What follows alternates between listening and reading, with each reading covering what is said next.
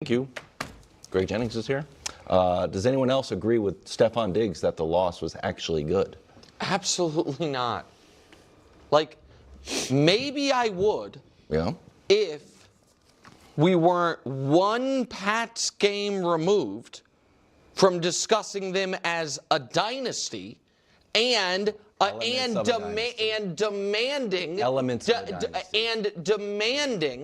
that they be considered the cream of the crop in the AFC, the team that can make the Super Bowl from this conference. Had we been treating the Pats all year the way that I think Stefon almost is, which is this is a great year to build on, then it'd be fine. But they have been, by force of your own personality, thrust into the waters of contender. And if you are playing to stay alive for the #1 seed, of which they are now mostly dead in, your favorite athletic playoff predictor says they have a 3-time greater chance of losing the division than getting the 1 seed. Because the Broncos look so good. And so they win your division, lock that up, and announce yourself as a real contender, and you're up 21-0 in your building. Losing that game is devastating. And it was not because, as you explained it all week, listen, if Josh Allen goes sicko mode, nothing anybody can do. Josh Allen had a very pretty close to sicko mode. Buddy, how many yards and he had? Travis Scott was in the building. Buddy, he had 190 passing yards. No, that dude was being a sicko. That is I think very typical he was in double Josh Allen game. For the first half. That was a very regular Josh Allen game. And you guys got walked down from 21-0. That was an awful loss given how it played out and what it does to your guys' ability. I simply cannot. This is utterly ridiculous. I apologize, but this has reached an extreme level. To the New England Patriots supporters, I have always maintained complete honesty with you, from the very first Patriots-focused content I ever created. The instant Drake May was selected in the draft, I expressed my enthusiasm, stating it was a fantastic development. I also tempered expectations by clarifying that the immediate season would likely be challenging. Victories would be scarce, and that was perfectly acceptable. Initially, a significant portion of the fan base was displeased with that assessment. I understood it was difficult to accept, but I emphasized that the subsequent year would be your time. Observe what transpired. The following season indeed became your period of success. So, my perspective on that timeline proved accurate. I have consistently provided straightforward, 100% genuine analysis. I have even appealed to you, Patriots fans, to subscribe and watch videos in their entirety, as this is the most reliable method to ensure I can continue producing New England Patriots content. The viewership for these videos is notoriously unpredictable. Sometimes a handful of people watch, other times tens of thousands. Your engagement directly influences that. This isn't merely about pursuing subscriber counts or view metrics. It's about generating material that people authentically desire to engage with, creating Patriot-centric analysis you genuinely want to consume and participate in. However, I refuse to tolerate the current narrative nonsense. It's exasperating. I implore Patriots fans, you possess a profound understanding of this sport because you experienced the Tom Brady era firsthand. It's a point of amusement for me, as many other fan bases seem to require education on certain concepts. But yours is the one community that truly comprehends a winning culture, elite-level coaching, and sustained excellence. You lived through the absolute pinnacle. It's an insane standard to have witnessed. If you know, you know. Now, entering this new epoch with a different generation, a new quarterback, a fresh coaching staff, and likely attracting many new fans who didn't experience the Brady glory days, perhaps those who believed Mac Jones was the long-term solution. I beg you, do not emulate the behavior of some fans who relentlessly disparage quarterbacks like Justin Herbert or Josh Allen with mindless criticism. I urge you to respect Josh Allen and acknowledge his caliber as a quarterback. That is precisely what occurred in this game. You unequivocally faced an elite performance from Josh Allen. The strategic coaching in this contest, in my view, was exceptional. Watching this game, I emerged feeling significantly more optimistic, and I sincerely mean this, about the New England Patriots than after any other matchup this season.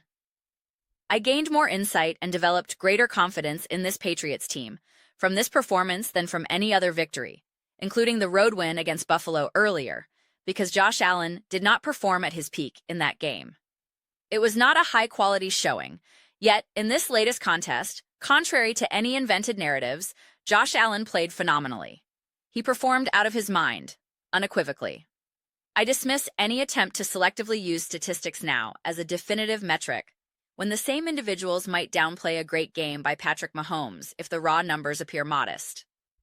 Under that flawed logic, Patrick Mahomes wasn't exceptional in the Super Bowl against Philadelphia. Please spare me that absurdity. Your game plan, your in-game management, Drake May's execution, the rushing attack, the entire approach was flawless and brilliant, particularly in the first half. You comprehensively outclassed, outplayed, outcoached, and outmatched your opponent.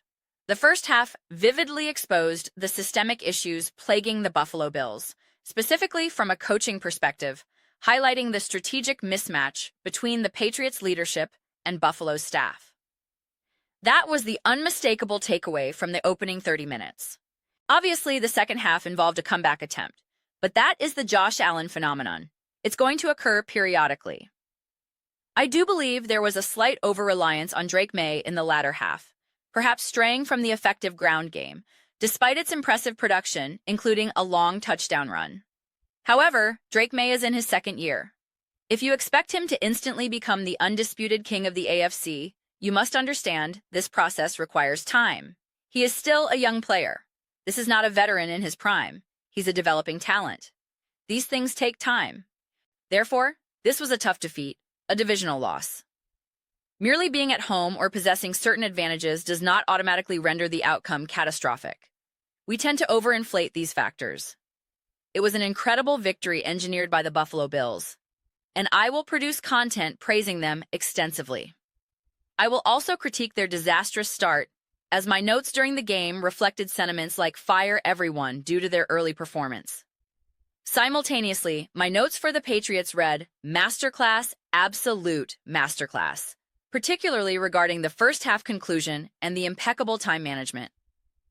I heard some dissatisfaction about not attempting a final score before halftime, but the decision was perfect. You cannot expect to score a touchdown on every single drive or win every game in a blowout. That's not realistic. The offense stuttered somewhat in the second half. That's understandable. However, Drake May demonstrated he is the foundational piece. The combination of head coach, quarterback, and coordinators has proven effective. You now possess that coveted core trio. You have playmakers emerging, a balanced offensive and defensive approach. The remainder is subject to the unpredictable nature of the sport. To attempt to frame this loss as a devastating disaster is inaccurate. It was not. It was a football game. It's disappointing and heartbreaking if you're a Patriots fan. That emotional response is completely valid. But to artificially inflate its significance, to present it as evidence of some fundamental failing, is where I draw the line. I find that approach disingenuous and unfair. It simply doesn't align with logic. Buffalo defeats Baltimore. Baltimore defeats Buffalo. Kansas City defeats Baltimore. Buffalo defeats Kansas City. Kansas City defeats Buffalo. This is the inherent volatility of the league. It's just football. It was a phenomenal, thrilling contest. The New England Patriots were unequivocally in a position to win that game. Facing any quarterback other than Josh Allen in that situation, you likely secure the victory. You were facing Josh Allen. These outcomes will happen. It's acceptable. To diminish that reality in this moment because there's a desire to criticize the New England Patriots is insanity. Pure insanity. I do not know if the Patriots will win a Super Bowl this season. I have no idea which team will win the Super Bowl at this juncture. The NFL is wildly unpredictable. This season is chaotic. The Jacksonville Jaguars might win it all. We could witness a Super Bowl featuring the Jaguars versus the Seattle Seahawks. What kind of matchup is that? Trevor Lawrence versus Sam Darnold. Okay, sure, it's that kind of year. Therefore, if you examine this situation with grounded perspective, you would not categorize this as a terrible, awful loss. Despite the comeback, despite surrendering a 21-point lead, you were defeated by Josh Allen. That is the explanation. It's acceptable. You are in year 2 of the Drake May era. A similar loss is more concerning for a team like Baltimore in Week 1 because they possess Lamar Jackson in his prime. The context is different. That scenario carries greater weight. Let's all take a collective breath and maintain perspective. But those are simply my reflections. I would absolutely appreciate hearing yours. What are everyone's thoughts on the New England Patriots loss? Is this defeat actually beneficial in the long run? Is it as devastating and terrible as some commentary suggests? Let me know your perspectives in the comments below. I read every single comment. Whether you agree with me or challenge me, let's engage in some dialogue. Let's have some spirited debates, but ultimately, let's simply enjoy the conversation. Please consider subscribing. We are building an incredible community here and would absolutely adore your participation. I aim to construct something we all feel a genuine connection to, something we're truly enthusiastic about joining. I believe we are making significant progress toward that goal.